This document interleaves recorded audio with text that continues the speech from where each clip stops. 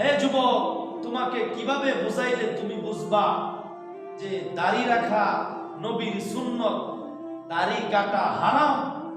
আজকে তুমি যুবক যৌবনের তাড়নায় দাড়ি কাটতেছ।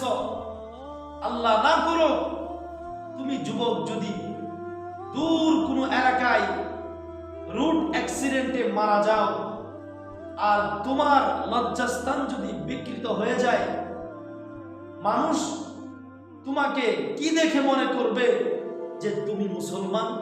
কারণ তোমার তো মুখে দাড়ি নাই, লজ্জাস্থানও বিকৃত হয়ে গেছে। লজ্জাস্থান থাকলে তো তোমাকে সেটা দেখে মনে করতো তুমি মুসলমান। এখন তোমার মুখে দাড়িও নাই, তোমার লজ্জাস্থানও নাই, মানুষ তোমাকে মুসলমান মনে করে কবর দিবে নাকি হিন্দু মনে করে তোমাকে আগুনে পোড়ায়া দিবে? মানুষ তো একটা দ্বিধাদ্বন্দ্বের মধ্যে পড়বে। অতএব হে যুবক, তোমার দুইটা পায়ে হাত দিয়ে আমি বলি, দাড়িটা রাইখা দাও। দাড়িটা নবীর সুন্নত, দাড়িটা পুরুষের গৌরব, দাড়িটা পুরুষের অহংকার।